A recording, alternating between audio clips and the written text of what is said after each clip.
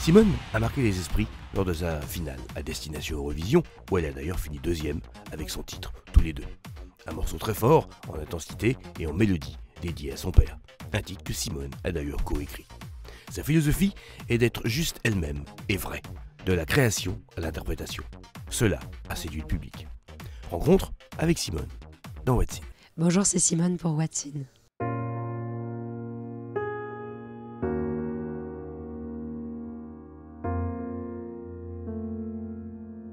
C'est à moi contre toi que l'on se souvienne. Ces moments à nous, que ça nous revienne. Alors moi, j'ai pas du tout l'histoire d'Obélix. Je voulais faire du théâtre quand j'étais petite parce que j'avais beaucoup d'énergie, j'avais envie de monter sur scène et j'aimais beaucoup ça. Et du coup, j'ai continué le théâtre comme un loisir. Et en fait, je me suis inscrite au cours Florent. J'ai fait 2 ans au cours Florent.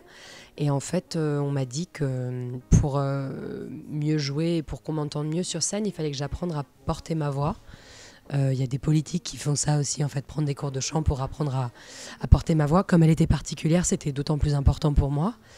Et du coup, j'ai une amie qui m'a présenté Fabrice Mandagna, qui est devenu mon prof de chant pendant un certain temps, et en fait qui m'a présenté Alexandre Mazarguil, et qui a fait qu'on a travaillé ensemble très rapidement sur de la musique. Et je suis vraiment tombée dedans, mais pas depuis toute petite.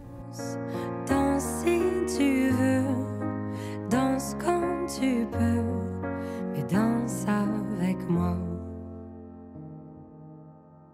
Tu resteras le premier homme de ma vie. Je pense que j'avais envie de faire un métier d'artiste, comme on dit. Ça aurait pu être de la peinture, ça aurait pu être de la poterie. Je savais qu'il fallait que je m'exprime à travers un art.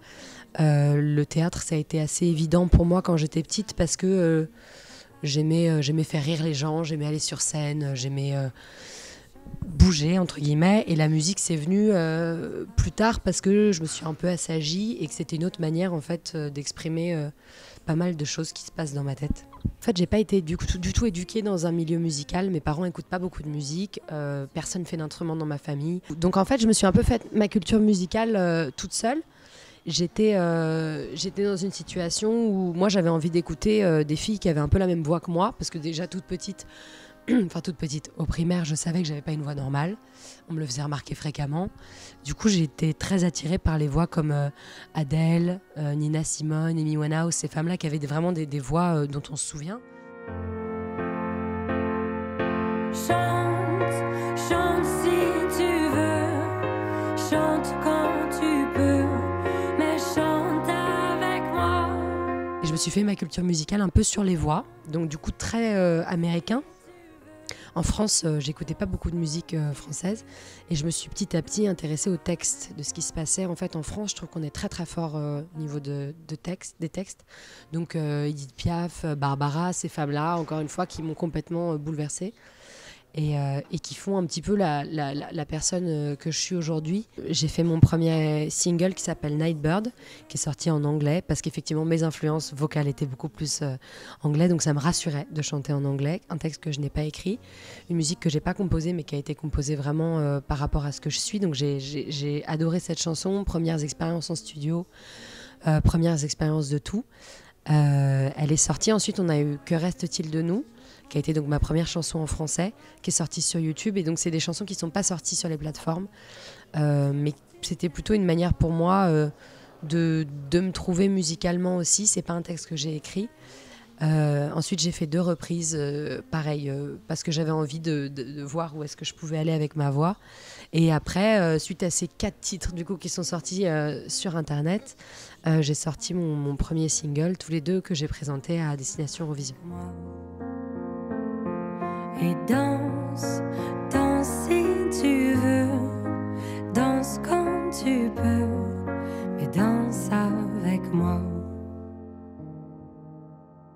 Tu resteras le premier homme de ma vie, qui m'a montré ma voix, et je chante aujourd'hui. Tu m'as appris à voir vraiment qui je suis. C'est assez fou. Alors, je me suis retrouvée faire Destination Eurovision parce qu'on m'avait proposé The Voice 2 ans auparavant. C'est le même direction de casting, voilà, Bruno Berberes.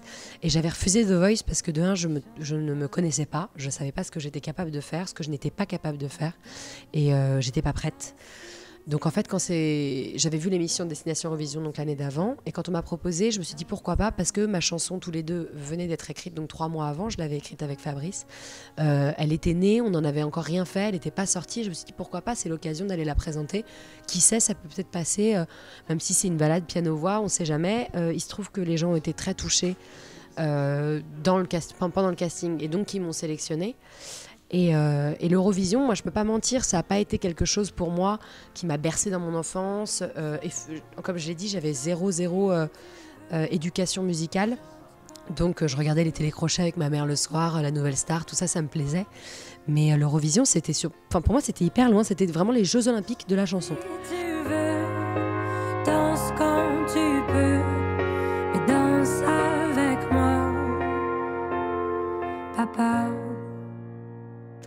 On m'a dit, Fabrice surtout m'a poussé à l'écriture en me disant écoute, maintenant t'apprends à chanter, il va falloir que tu t'assumes en tant qu'artiste et que tu parles avec tes mots. Moi j'étais terrorisée à l'idée d'utiliser mes mots parce que je ne m'en pensais pas capable, parce que j'ai des exemples de Jacques Brel, de Barbara, Edith Piaf qui sont, voilà, je suis très exigeante, donc j'avais peur de faire quelque chose qui n'était pas suffisant.